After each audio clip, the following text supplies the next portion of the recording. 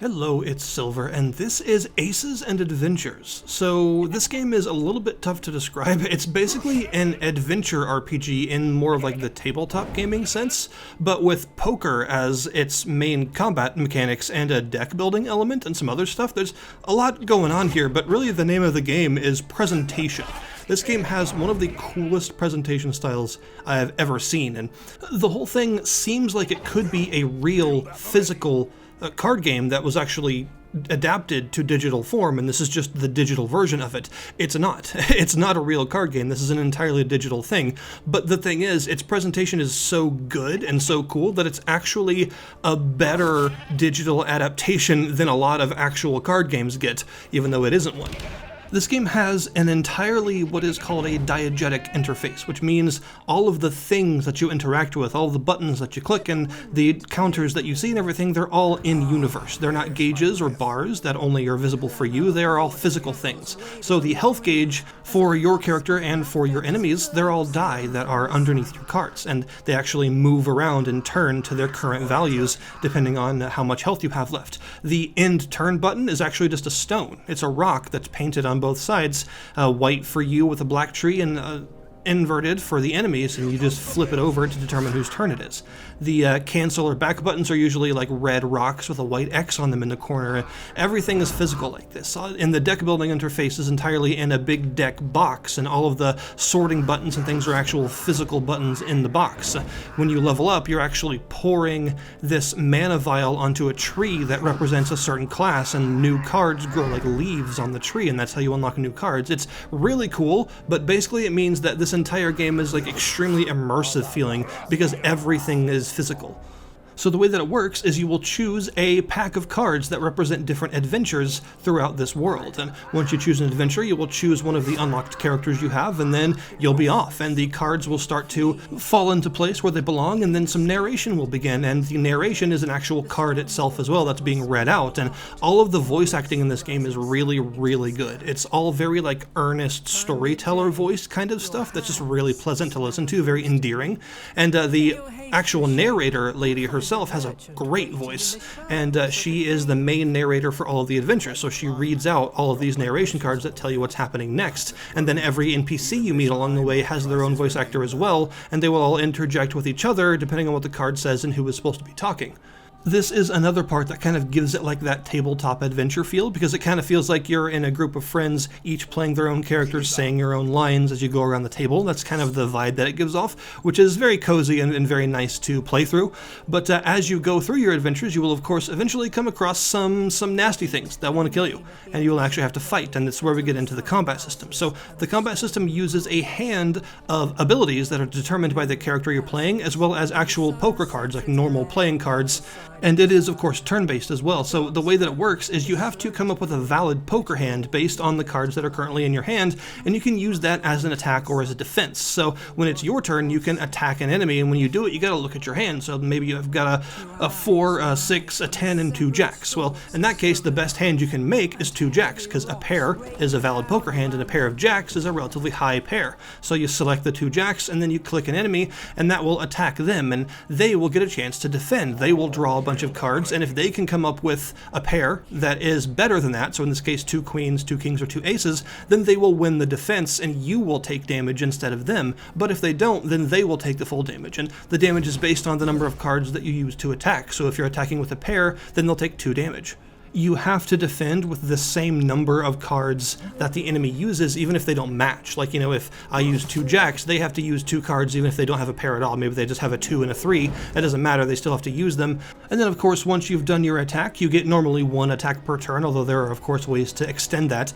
You can also play the various abilities in your hand, and these abilities usually have a cost of some kind.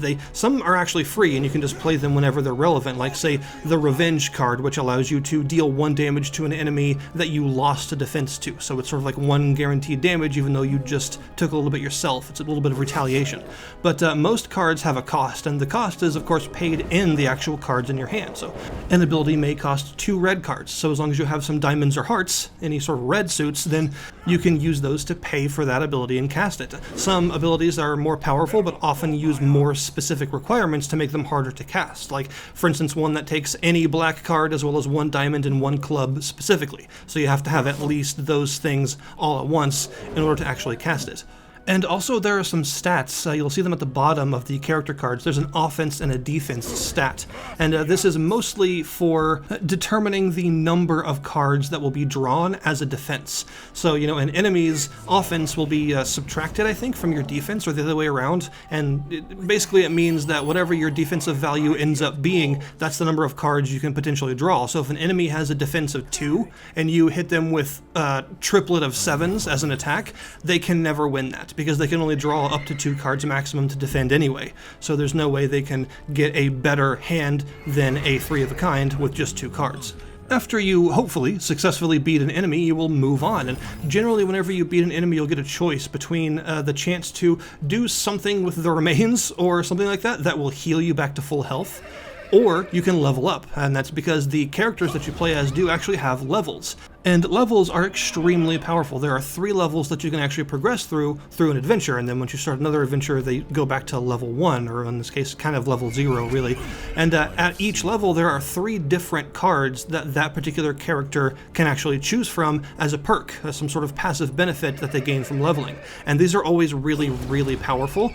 Each character will only start with 1 of those 3 cards unlocked, but as you play them, you'll be able to unlock more of them. These can be things like the Warrior's defensive ability, which makes it to where if he defends with a heart card, it reduces the damage by the number of heart cards in his defensive hand. So if someone attacks you with a King of Hearts and you defend with a 5 of Hearts, you technically lose that because a 5 is worse than a King, but because it dealt 1 damage and you played 1 heart, it cancels out the damage and you get off scot-free anyway. So the Warrior's ability to defend himself with heart cards to negate damage is a really big one that's very useful.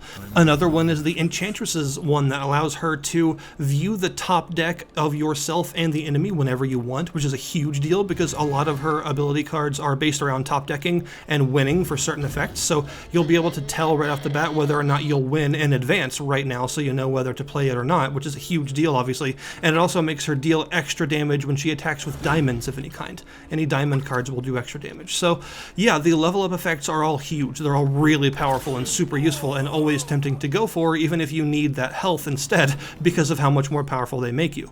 The cards in your hand are persistent as well, by the way, so after you beat a combat encounter and when you move on to the next one, your hands will be the same as it was when you beat the previous encounter, so all the abilities that you've drawn and all the other cards in your hand will be there throughout the whole adventure. And this is also part of the reason there's a merchant, because the merchant sells things, but there's no gold in this game, so instead he makes you discard abilities in order to actually buy his thing. So if you have a bunch of unused abilities in your hand by the time you encounter the merchant, you can buy a bunch of stuff from him to increase your offense or give yourself a healing potion or something like that.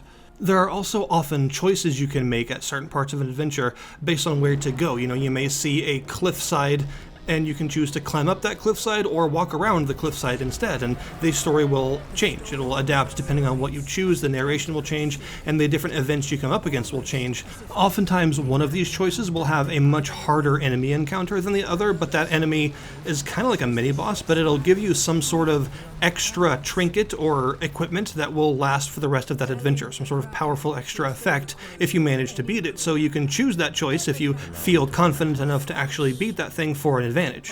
Once you complete an adventure by choosing your way through it and beating all of the combat encounters, you'll get some extra closing narration, and then you will unlock the next adventure in line, the next pack of cards that you can choose to continue the story. And also the first several encounters that you beat will unlock new playable characters as well until you have all of those. As well as all of this, whenever you finish an adventure, whether you win or lose, you will get some mana, and the mana will go into this vial, and at 50 mana, which is halfway full, the vial will give you an ability pack, which is a big coconut.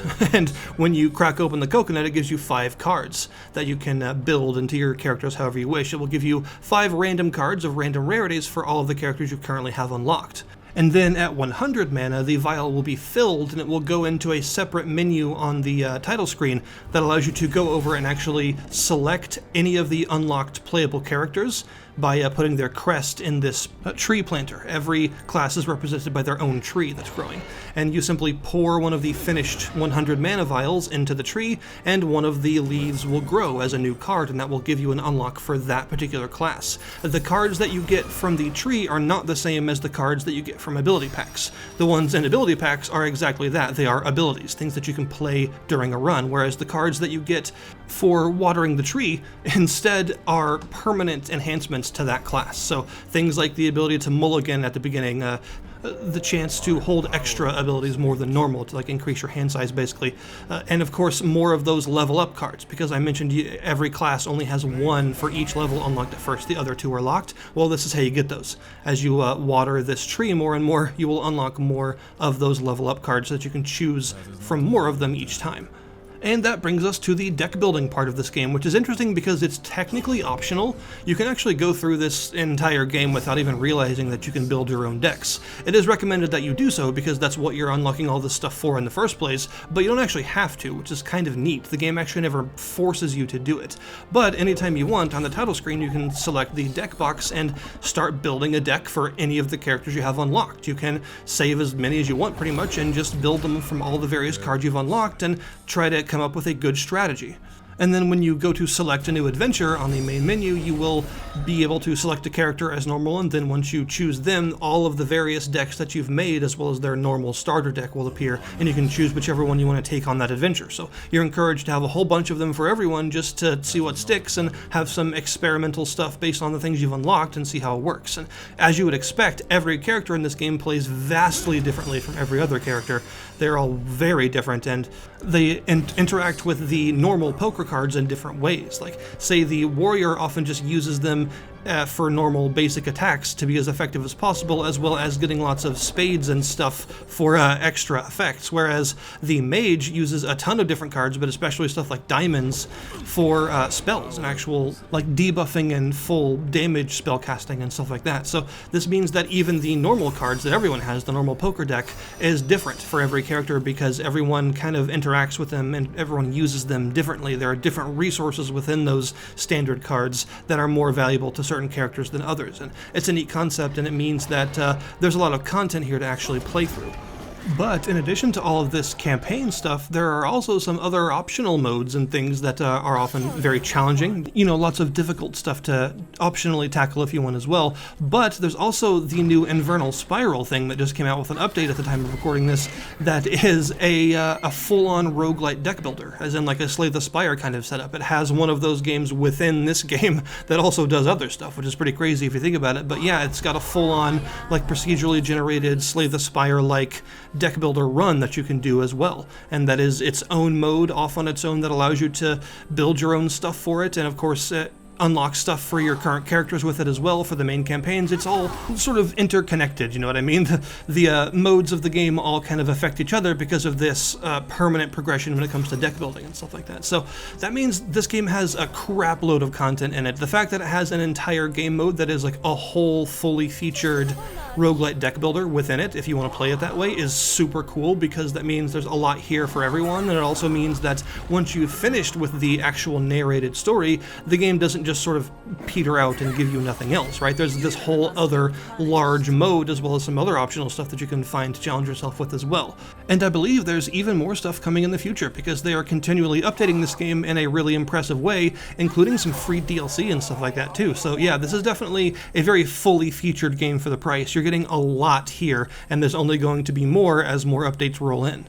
So yeah, the presentation is incredible, the update schedule is really nice, the narration is beautiful, and the card art is lovely. It all looks really cool. Everything about this game is so atmospheric and engrossing that it just sort of keeps you in there, and it even has lots of little details, like for instance, if you're in a campaign and your character goes into a cave, then the table that all of the cards are being played on gets all dark, like you're in an interior environment instead of being under the sun. Just little touches like that that give the presentation of this game that little bit of extra something, that little extra sparkle that makes it really, truly unique and also wholly a passion project, you can tell.